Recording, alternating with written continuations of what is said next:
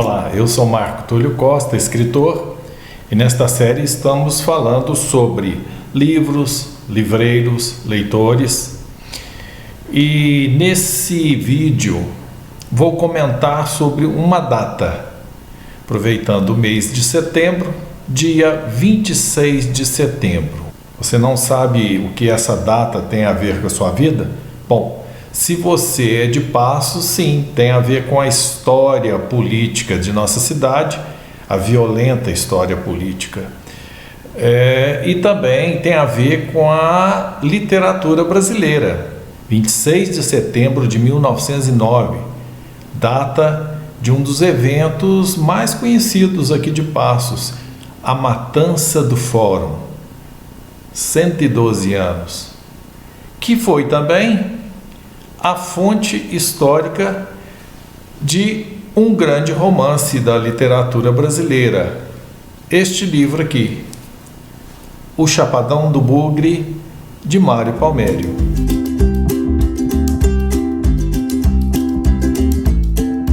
O Chapadão do Bugre foi escrito entre agosto de 1964 e abril de 1965, ano em que ele foi publicado pela editora José Olímpio.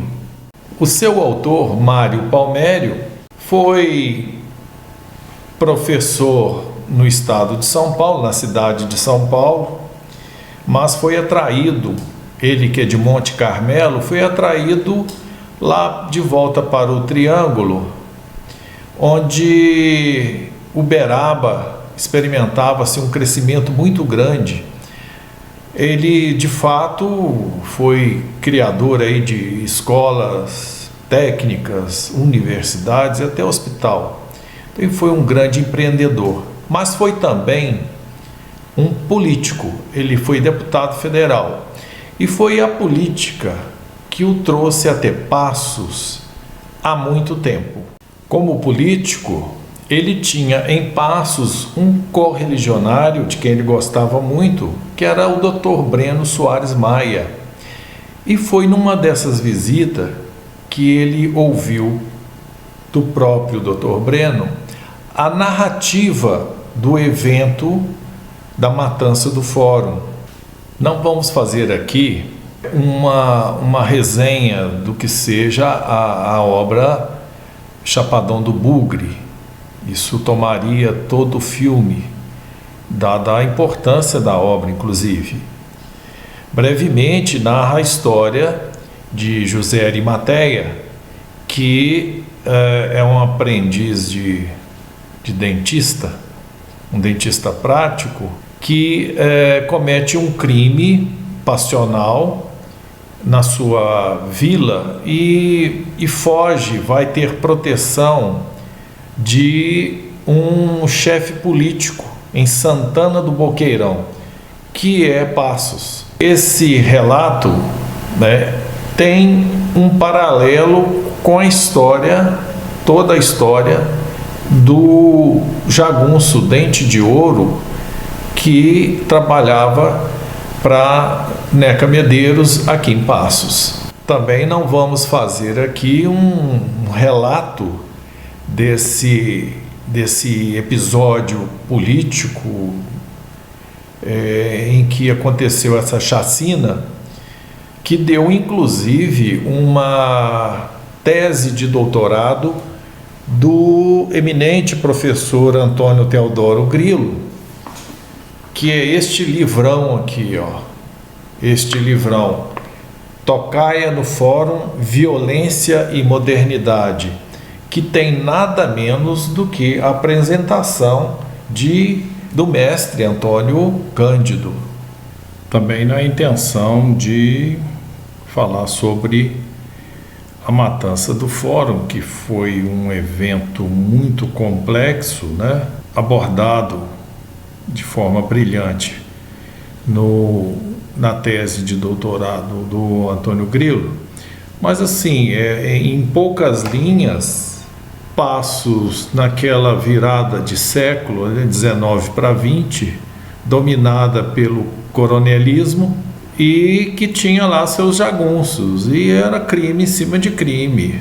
Para colocar fim a esses desmandos, é solicitado ao governo de Venceslau Braz, então presidente, como se dizia, da província de Minas Gerais, e vem aí uma volante, ou um destacamento, né? E essa volante tinha no seu comando o alferes Isidoro. E esse alferes Isidoro vai então, a despeito de interrogatórios, veja, são poucas linhas, a despeito de um interrogatório sobre a morte de João Modesto, né, segundo acusações feitas pela viúva em público, apontando o dedo para esse e aquele, ele então arma essa tocaia no fórum em que a intenção era matar aqueles chefes políticos, mais especificamente o Juca Miranda e o Neca Medeiros, e entre outros que foram chamados lá. O primeiro a entrar foi o Juca Miranda, na salinha. O próprio alferes Isidoro fez a ele as perguntas, foi anotando, e quando dá para ele assinar lá o depoimento, ele se abaixa e aí vem a machadada na cabeça. Só que resvalou pela cabeça dele e ele saiu aos berros, dizendo que estava sendo morto. E o que ia ser um massacre silencioso, digamos assim, um abate, acabou se tornando num tiroteio que todo mundo que estava do lado do fórum escutou, porque havia grande interesse popular, porque aquele negócio de chamar o chefe político da cidade, que era o Neca Medeiros, para depor, não era nada comum. Neca Medeiros é morto com um tiro na cabeça. O Antenor, dentista, também é morto enquanto implorava pela vida de joelhos e tomou um tiro, enfim, tudo.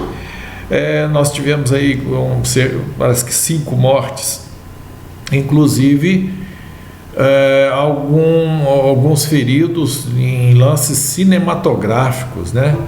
Que foi o caso de um amigo do Neca Medeiros, Jorge Davis, parece que era neto ou filho de americanos.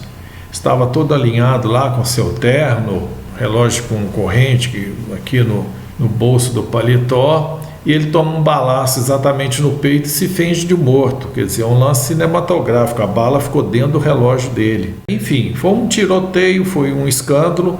O alferes vai embora com a sua volante lá para Cássia, fica lá algum tempo, a hora que a poeira baixa, ele volta e pede autorização aí pro coronel Chico Medeiros para poder entrar de volta na cidade. Não houve nada de político, digamos assim, ligado ao governo de Minas Gerais, à província. Havia motivações locais, disputa de poder, insatisfação de algumas questões até de cunho muito particular. A coisa foi resolvida da pior maneira possível. Então vamos falar mais sobre um aspecto que é o encontro do autor Mário Palmério com as fontes que vão lhe possibilitar escrever a sua obra-prima. Isso aconteceu, como eu estava dizendo, quando ele vai à casa do Dr. Breno e lá fica sabendo de todo o evento e mais, também sobre os folhetins que eram publicados em algumas cidades aqui da região, como Guaxupé e São Sebastião do Paraíso, narrando os eventos que envolveram a matança do Fórum.